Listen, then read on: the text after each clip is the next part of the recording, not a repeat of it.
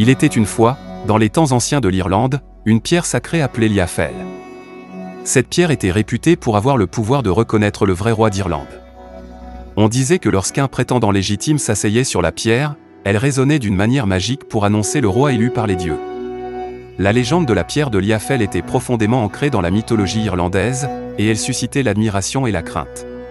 La pierre de Liafel était située dans la plaine de Tara, un endroit sacré où se trouvait le trône des hauts rois d'Irlande. Elle était une grande pierre plate, lisse et grise, ornée de motifs anciens. Sa réputation était telle que chaque prétendant au trône devait se rendre à Tara pour subir le test de la pierre. Si la pierre résonnait sous le prétendant, il était considéré comme le roi légitime. Si elle restait silencieuse, le prétendant était déclaré imposteur. À l'époque de notre récit, l'Irlande était plongée dans une période de conflits et d'incertitude. Les clans se disputaient le trône, et il régnait un climat de méfiance et de division. Le peuple irlandais espérait qu'un véritable roi se lèverait pour réunifier le pays et restaurer la paix. C'est dans ce contexte que nous faisons la connaissance de Cian, un jeune homme issu d'une lignée royale. Il avait entendu les récits sur la pierre de Liafel depuis son enfance et rêvait de devenir le roi qui apporterait la paix à l'Irlande. Cependant, il était conscient des défis qui se dressaient devant lui. Cian avait grandi dans un petit village, où il avait appris les arts de la guerre et de la politique. Il était un homme respecté pour sa sagesse et sa loyauté envers son peuple. Il avait également entendu parler d'un vieil homme sage, un druide nommé Dalan, qui possédait une connaissance profonde des anciens rituels et des pouvoirs de la pierre de Liafel. Cian décida de se rendre chez Dalan pour chercher conseil. Il parcourut une longue distance à travers les terres d'Irlande, traversant des forêts mystiques, des rivières tumultueuses et des montagnes escarpées. Après de longues semaines de voyage, il atteignit la hutte de Dalan, située dans une vallée reculée. Le druide Dalan était un homme sage, doté d'une barbe grisonnante et d'un regard pénétrant. Il accueillit Cian chaleureusement et écouta son histoire. Cian lui expliqua sa quête de devenir le roi d'Irlande et son désir de comprendre le secret de la pierre de Liafel. Dalan écouta attentivement et acquiesça. Il dit à Cian que la pierre de Liafel était en effet liée aux anciens dieux de l'Irlande, et qu'elle pouvait reconnaître le roi élu par les puissances supérieures. Il expliqua que pour être digne de s'asseoir sur la pierre, Cian devait entreprendre un voyage initiatique à travers l'Irlande pour prouver sa valeur. Ce voyage initiatique, selon Dalan, consistait en 3 épreuves.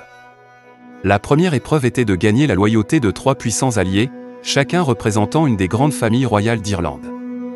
La deuxième épreuve était de trouver un objet sacré, une relique perdue depuis des siècles, qui symbolisait la sagesse et le courage. Enfin, la troisième épreuve était de résoudre une énigme posée par les esprits anciens de l'Irlande, qui protégeait la pierre de Liafel. Cian accepta le défi, déterminé à prouver sa valeur en tant que roi potentiel. Il partit en quête de ses 3 alliés, un par un, en voyageant à travers l'Irlande et en gagnant leur confiance par sa sagesse et son courage. Au fur et à mesure qu'il progressait, il comprit l'importance de l'unité dans la quête pour devenir roi. La deuxième épreuve s'avéra être un défi encore plus grand. Cian se rendit dans les montagnes du Connemara, où il chercha la relique perdue. Après de longues semaines de recherche, il la trouva dans une grotte cachée, gardée par un esprit ancien. La relique était un bâton sculpté orné de symboles anciens, et elle portait en elle la sagesse des anciens druides. La troisième épreuve était la plus mystérieuse de toutes. Cian se rendit à Tara, le site de la pierre de Liafel, et s'assit devant elle, méditant sur la question posée par les esprits anciens. Après des jours de réflexion, il eut une illumination soudaine et comprit la réponse à l'énigme. Lorsque Cian retourna chez Dalan, le druide sourit et lui déclara qu'il était désormais prêt à s'asseoir sur la pierre de Liafel. Il avait accompli les 3 épreuves et prouvé sa valeur en tant que roi potentiel. Dalan lui donna sa bénédiction et lui conseilla de se rendre à Tara pour se soumettre au test de la pierre. Le jour vint où Cian arriva à Tara. Les habitants de la région s'étaient rassemblés pour assister au test de la pierre de Liafel. Cian monta sur la pierre, un mélange d'excitation et d'appréhension dans le cœur. Lorsqu'il s'assit, la pierre se mit à vibrer doucement, puis à résonner d'une manière magique. Un silence respectueux s'abattit sur la foule, puis un cri de joie retentit. La pierre de Liafel avait reconnu Cian comme le vrai roi d'Irlande.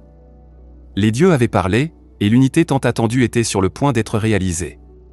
Cian fut acclamé comme le haut roi d'Irlande, et il jura de régner avec sagesse et compassion. Sous le règne de Cian, l'Irlande connut enfin la paix et la prospérité. Les clans se réconcilièrent, et le pays fut réunifié sous son autorité. Il gouverna avec justice, s'appuyant sur les conseils de ses 3 alliés et de Dalan le druide. Les dieux semblaient l'avoir choisi comme roi, mais il avait choisi de diriger en mettant en avant la valeur de l'unité et de la loyauté. Pendant son règne, Sian veilla à préserver la pierre de Liafel en tant que symbole sacré de l'Irlande. La pierre continua de résonner pour annoncer les rois légitimes, perpétuant ainsi la tradition qui unissait le peuple irlandais. À sa mort, Sian fut honoré comme l'un des plus grands rois d'Irlande, un homme qui avait suivi les épreuves imposées par les dieux pour devenir le roi véritable. La légende de Sian et de la pierre de Liafel survécut à travers les siècles, rappelant que la véritable royauté reposait sur la sagesse, le courage et l'unité, et que les dieux ne faisaient pas de choix à la légère.